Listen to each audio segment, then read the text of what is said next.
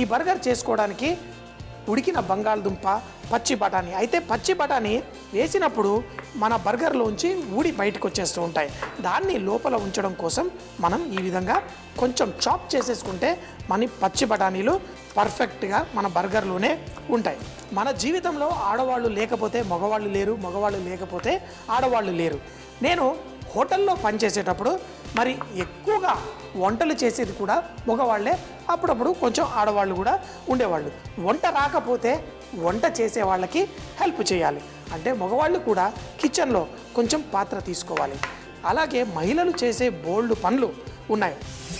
ఈ కట్లెట్ చేసుకోవడానికి పచ్చి బఠానీని లైట్గా చాప్ చేసేసాను.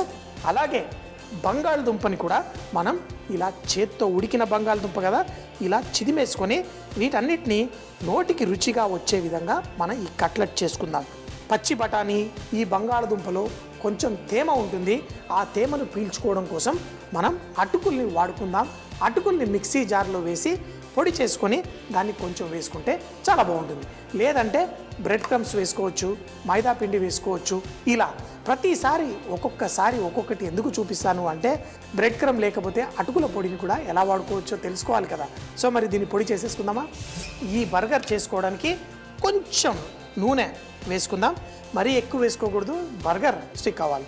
ఈ వంట చూస్తుంటే కూడా నాకు ఇది జీవితం అనిపిస్తుంది. ఆడవాళ్ళు మగవాళ్ళు ఈ జీవితంలో సుఖంగా ఉండాలంటే కాంట్రిబ్యూషన్ ఉంటుంది. ఈరోజు మన షో జరుగుతోంది, మీరు ఇళ్లల్లో కూర్చొని ఈ వంటల ప్రోగ్రాం చూస్తూ ఉంటారు. దీని వెనకాల కూడా చాలామంది మహిళలు పనిచేస్తూ ఉంటారు. ఈ నూనెలో మనం కొంచెం అంత పసుపు, ఇందులో కొంచెం అంత జీలకర్ర దీన్ని వేసుకొని నూనెలో ఆ పసుపు పచ్చి వాసన పోయేది చక్కగా కుక్ అయిపోతుంది. ఇందులో ఇప్పుడు పచ్చి బఠానీ వేసి ఈ విధంగా లైట్గా కుక్ చేసుకుంటే దీంట్లో ఉన్న తేమ కూడా కొంచెం వెళ్ళిపోతుంది. కుక్ చేసుకుందాం.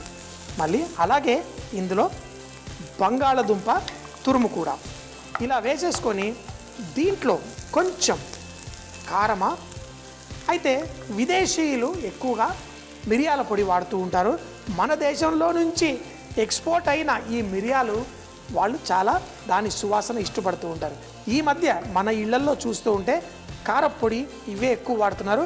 మిరియాల పొడిలో ఉన్న ఆ సువాసన కొంచెంగా ఇందులో కూడా వేసుకుందాం. ఇప్పుడు దీన్ని కొంచెం సేపు ఈ విధంగా మనం కలిపేసుకుంటూ ఉందాం.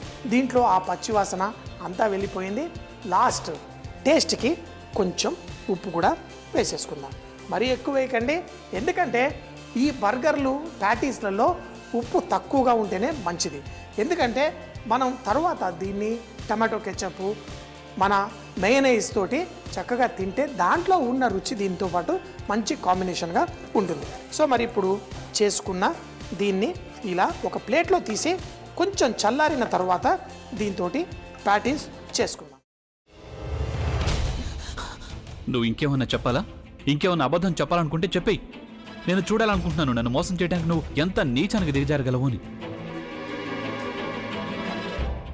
ఎందుకు ఆలియా, ఎందుకు నువ్వు ఇలా చేసావు? నీకు తెలుసు కదా నానమ్మ తర్వాత నీ ఒక్కదానిని కదా నేను పూర్తిగా నమ్మేది. ఏమన్నావు నువ్వు? ఈ మధ్య అన్నిటినీ మర్చిపోతున్నావా? అది చాలు.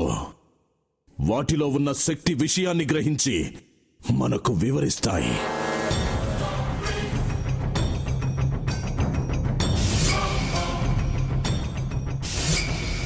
ఎవరు ఆ దండ విప్పొద్దు, గది తలుపులు తెరవద్దు.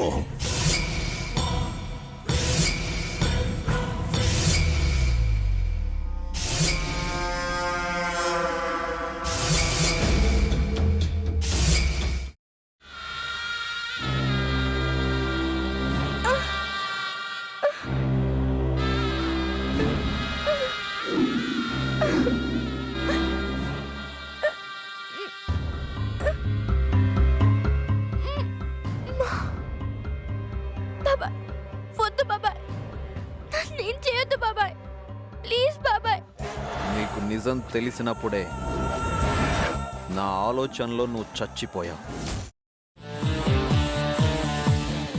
ప్లీజ్ కొంచెం తినండి ప్లీజ్. భీమారావు గారు మీరా? ఇగో మీరా కాదు సక్కుబాయ్. అవును మీ పనామే లేచిపోయిందని చెప్పి కంప్లైంట్ ఇచ్చినావు కదా.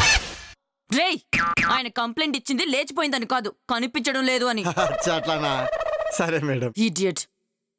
ఆ వంట మనిషి పేరేంటన్నారు? రత్తాలు మేడం. ఏం పెద్ద మంచి, నీ వంట మంచిని కూడా మేడం అని పిలుస్తావా? రేయ్ హాఫ్ బ్రెయిన్,